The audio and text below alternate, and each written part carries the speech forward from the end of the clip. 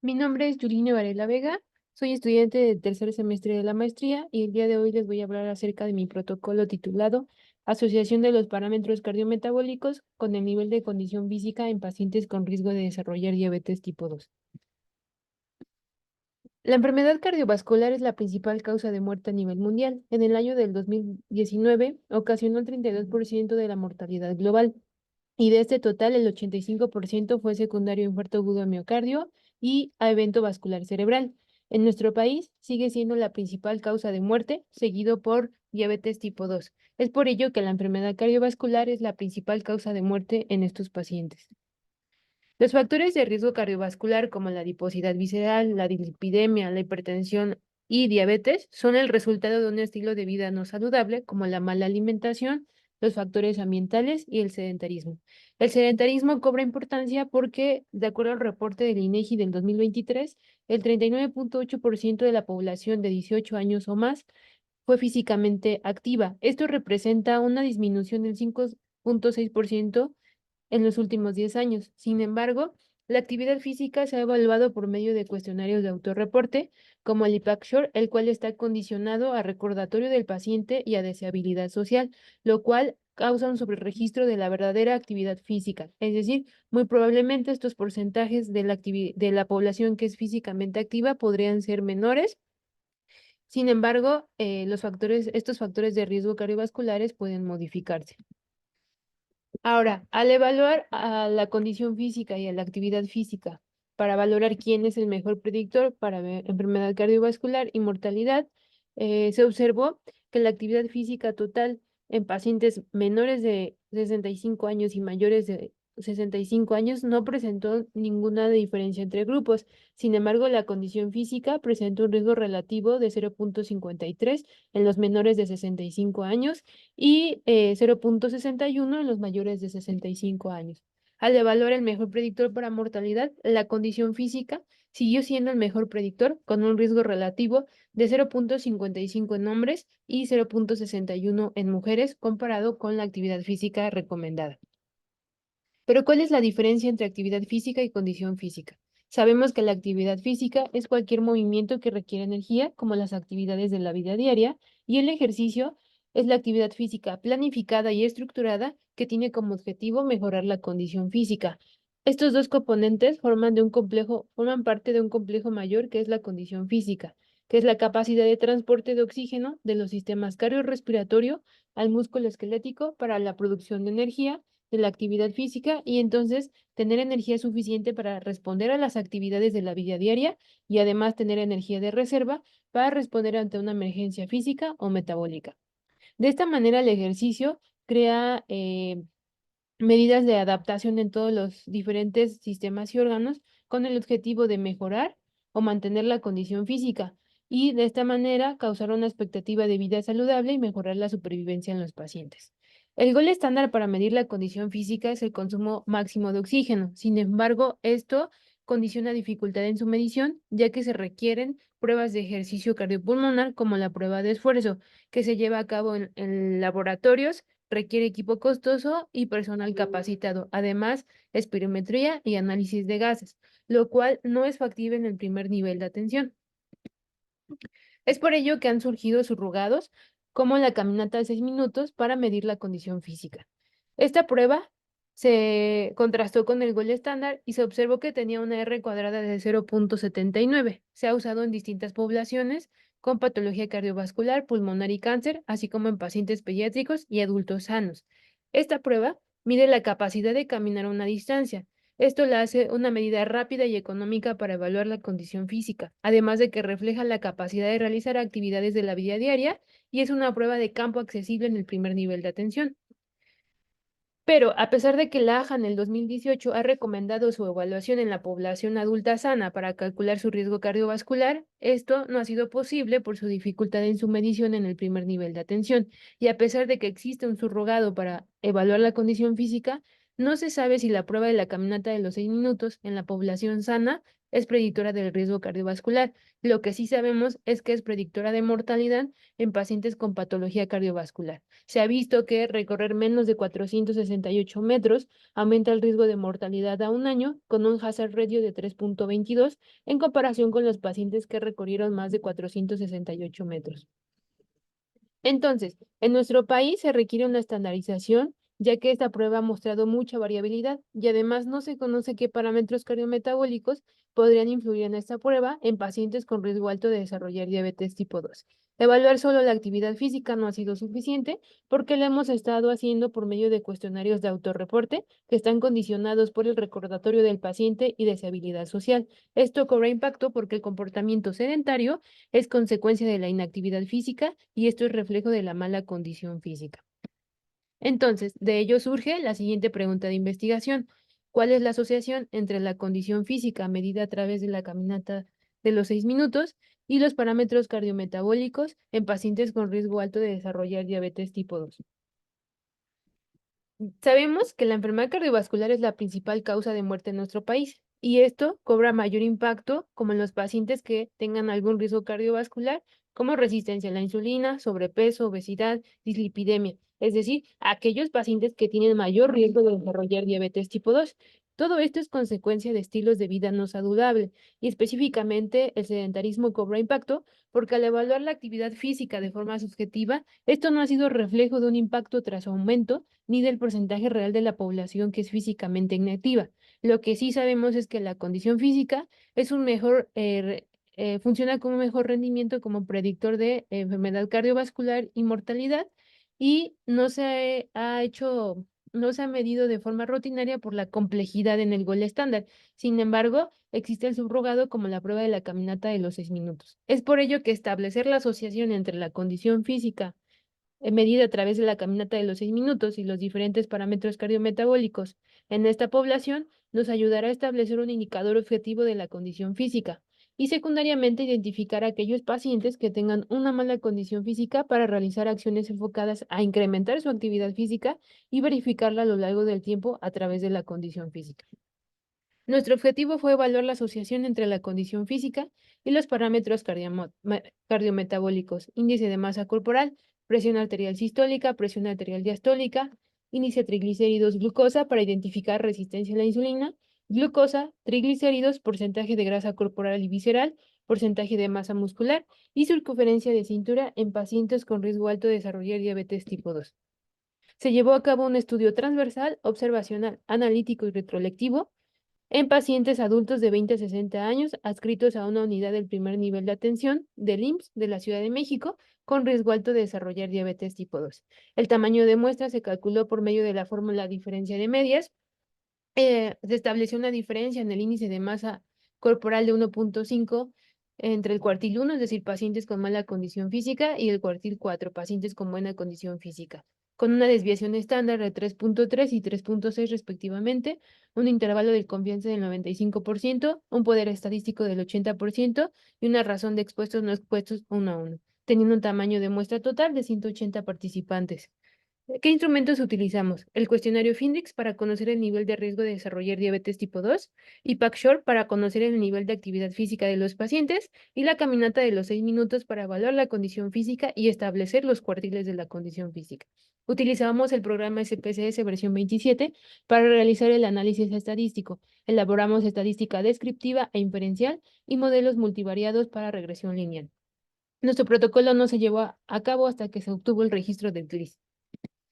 Entonces, ¿cuáles son nuestras variables de estudio?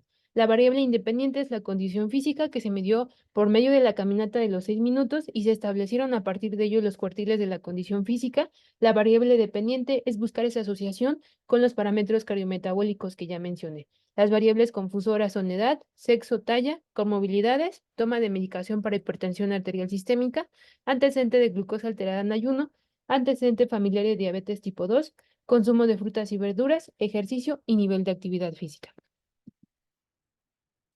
¿Cómo es que llevamos a cabo el protocolo de investigación? Invitamos a participar a los pacientes que acudían al servicio de medicina preventiva. Ahí se les explicó la naturaleza del estudio y si estaban interesados, se verificaron los criterios de selección. Si los pacientes aceptaban participar, se les leyó y se les explicó el consentimiento informado para que lo pudieran firmar. Una vez firmado, se les realizó el cuestionario FINDIX e IPAC-SHORT y se les realizaron mediciones antropométricas y de composición corporal.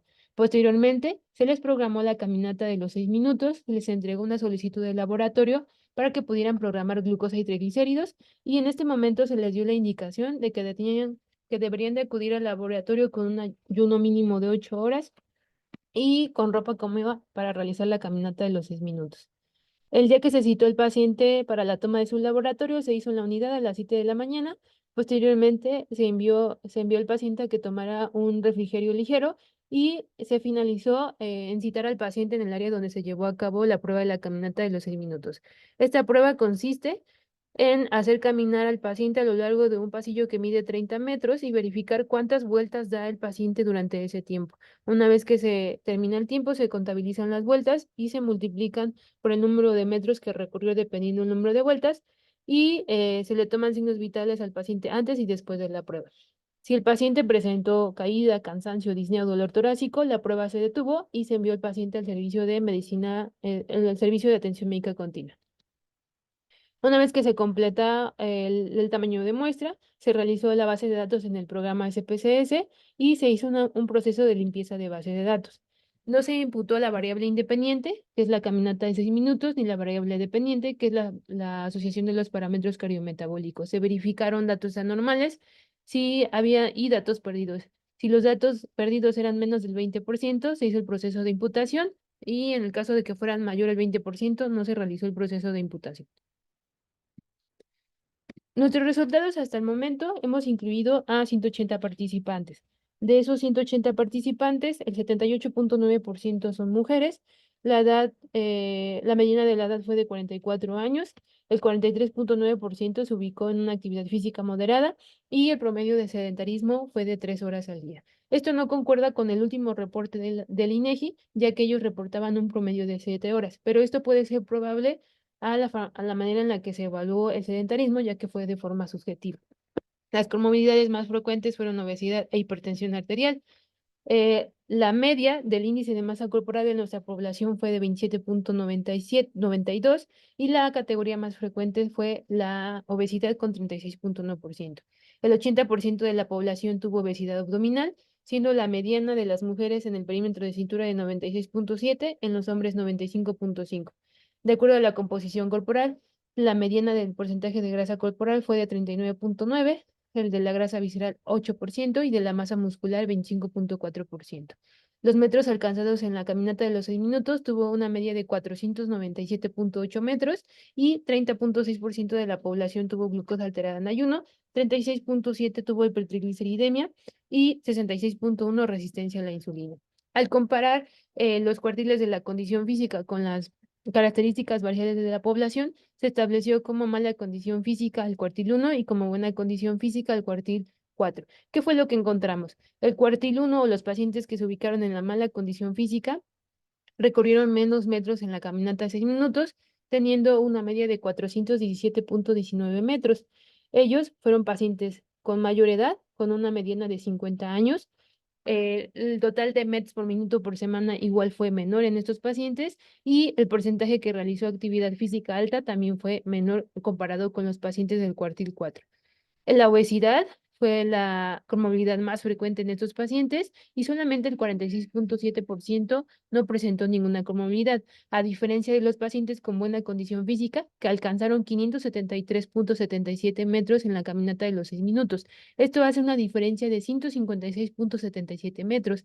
Esto es de importancia porque en pacientes con enfermedad cardiovascular, una diferencia de 100 metros entre la caminata basal y la que se hace posteriormente marca un aumento de mortalidad en nuestros pacientes, es decir, pacientes que no alcancen una mejoría mayor a 100 metros o igual o mayor a 100 metros, van a ser pacientes que van a tener mayor mortalidad en comparación de aquellos pacientes que sí alcancen a recorrer más metros en la caminata de los 6 minutos. La mediana de la edad de los pacientes con buena condición física fue de 39.50. Ellos alcanzaron más metros por minuto por semana y fueron los que mayor porcentaje de actividad física alta tuvieron. Y solamente ellos tuvieron mayor porcentaje de pacientes sin comorbilidades. El 71.1% de esta población no tuvo ninguna comorbilidad. Ahora, el índice de masa corporal referente a los pacientes con mala condición física fue de 29.35, la media, versus la de la buena condición física que fue de 25.77. Esto hace una diferencia entre grupos de 3.5 kilogramos por metro cuadrado. Ahora bien, los pacientes con mala condición física tuvieron mayor obesidad abdominal, el perímetro de cintura en la media fue mayor, con 99.70, y referente a su composición corporal, eran pacientes con una mediana más grande que los pacientes del cuartil 4. Referente al porcentaje de grasa corporal fue de 43.90, el de la grasa visceral de 10% y el de la masa muscular 24%. Los pacientes con buena condición física se caracterizaron por tener mayor masa muscular con un 26.70%, menor grasa visceral con 7% y menor grasa corporal con 35%. Em, y su índice de masa corporal fue de 25.77. Ahora, no se encontraron diferencias en los parámetros de laboratorio.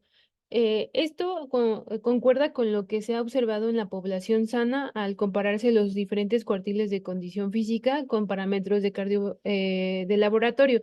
Lo que nosotros medimos y sí se ha encontrado asociación es medir la resistencia a la insulina con HOMA-IR. Nosotros la medimos con el índice de triglicéridos glucosa. Además, hay que recordar que el tamaño de muestra se calculó con la variable en la diferencia del índice de masa corporal entre el cuartil 1 y el cuartil 4. Esto igual podría ser una explicación por la cual no se encontraron diferencias.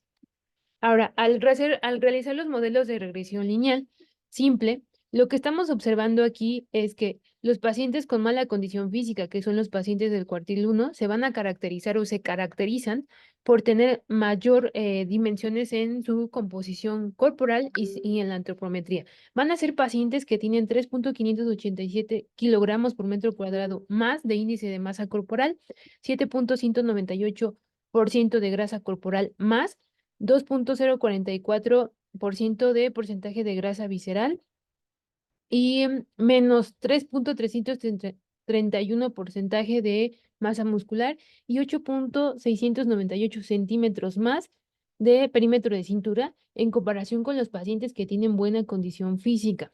Las variables presión arterial sistólica y diastólica, así como los parámetros de laboratorio, no mostraron ninguna diferencia entre grupos. Ahora, al realizar el modelo de regresión lineal múltiple ajustado por edad, actividad física y sexo, las variables que acabo de mencionar anteriormente se mantuvieron con significancia estadística y de igual manera presión arterial sistólica y diastólica, así como los parámetros de laboratorio, no mostraron diferencias y se sigue manteniendo el mismo parámetro. La mala condición física se asoció a mayor índice de masa corporal, mayor porcentaje de grasa corporal y visceral, menor porcentaje de masa muscular y a mayor perímetro de cintura en los pacientes. Ahora, aquí estamos observando un gráfico de dispersión. Nuestra variable dependiente que estamos mostrando es el porcentaje de masa muscular. El coeficiente de correlación fue de 0.736. ¿Qué quiere decir esto? Que la correlación que existe entre mi variable dependiente y las variables que se metieron al modelo tienen una buena correlación, es decir, que conforme aumenten las variables de mi modelo, igual va a aumentar el porcentaje de masa muscular. El coeficiente de determinación fue de 0.546. Esto me habla de que este modelo explica el 54.2% de la variabilidad en el porcentaje de masa muscular de acuerdo a las variables que se midieron en este modelo. Habría que estudiar el demás porcentaje que podría estar influyendo en el desenlace del porcentaje de masa muscular, pero este modelo me explica el 54.2%. Ahora, aquí vemos porcentaje de grasa corporal como variable dependiente. El coeficiente de correlación fue de 0.622, el coeficiente de determinación de 0.387 y esto es estadísticamente significativo. Y por último, vemos el gráfico de dispersión para el porcentaje de grasa visceral. Aquí vemos un coeficiente de correlación de 0,555 y un coeficiente de determinación de 0,307. Finalmente, voy a terminar con las observaciones que se hicieron en el seminario pasado. La primera fue por qué la caminata de 6 minutos y no otras caminatas como la de 2 y 12 minutos. Cuando se hizo la asociación entre el consumo máximo de oxígeno y las caminatas que se establecieron, la caminata de 12 minutos fue la que tuvo el mejor desempeño. Tuvo una correlación de 0,897. Sin embargo, a lo largo del tiempo, se vio que era lenta para el investigador y agotador para el paciente, por lo cual se estudió la caminata de 2 minutos y la de 6 minutos. En la de 2 minutos se observó que aquí es donde, durante esos 2 minutos es cuando se alcanza la velocidad máxima de la caminata y posteriormente, del minuto 2 en adelante, se hace una meseta, es decir, la caminata se estabiliza. Entonces, al momento de hacer las correlaciones, la de 2 minutos tuvo una correlación de 0,864 y la de los 6 minutos 0,955. Entonces se estableció que no se podía quedar la de 2 minutos porque se iba a terminar la caminata de forma prematura y tampoco se podía quedar la de 12 minutos porque era muy agotadora y muy larga para el paciente, por lo cual se estableció que la mejor prueba era la caminata de los 6 minutos, además que fue la que tuvo el coeficiente de correlación más alto.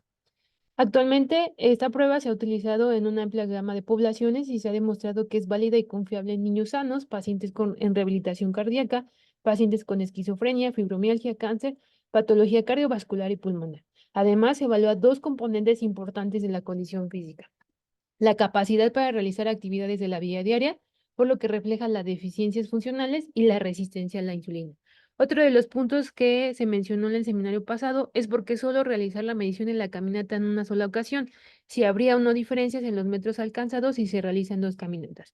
En un estudio que se llevó a cabo en el Hospital de Cardiología de Centro Médico, precisamente se estaban cuestionando esta parte, si había diferencias entre los metros que se alcanzaban en la caminata basal y la que se realizaba a los 30 minutos. Lo que ellos encontraron fue lo siguiente. Aquí les estoy mostrando un gráfico de barras de error y lo que se está observando es que la media de la caminata de los 6 minutos basal fue de 437,65 y de la que se realizó a los 30 minutos fue de 441,62. Esto no tiene significancia estadística ni tampoco clínica. ¿Vale? Los intervalos de confianza se están tocando y aunque sí hay diferencias en los metros, esto no es estadísticamente ni clínicamente significativo. En población con enfermedad cardiovascular, la diferencia es a partir de 100 metros. Eso sí establece una diferencia clínica y estadísticamente significativa en estos pacientes. Lo que ellos sugieren al final es que no se debe repetir una prueba, este, en un estudio transversal. Lo que sí ellos sugieren es que se debería valorar una segunda prueba en un estudio longitudinal, es decir, para realmente establecer cuál es el punto de corte en los metros que marcan diferencia en esta población, adulta sana, ya que las constantes vitales a los 30 minutos no fueron parecidas a las que se obtuvieron en la caminata basal. El siguiente punto fue por qué no se midió hemoglobina. Encontré un estudio donde evaluaron la saturación de oxígeno muscular durante la caminata de los 6 minutos en pacientes con anemia. Lo que ellos encontraron es que los cambios de la saturación de oxígeno muscular no fueron significativamente diferentes con los niveles más bajos de hemoglobina. Ellos encontraron una correlación de 0,33. Y el último punto fue por qué no incluir más parámetros de laboratorio como perfil de lípidos, entre otros. Eh, en primera instancia, el algoritmo del estudio del corazón de Framingham solo incluyó presión arterial, tabaquismo, colesterol, LDL, HDL y diabetes. Y esto pudo haber subestimado el impacto del perfil de lípidos. Y además, y esto es probablemente porque no se incluyó antecedente familiar ni antecedente familiar de enfermedad cardiovascular, actividad física y obesidad. Y hoy sabemos que el mejor predictor de enfermedad cardiovascular y mortalidad es la condición física, pero no sabemos si sus subrogados se asocian a mayor riesgo cardiovascular.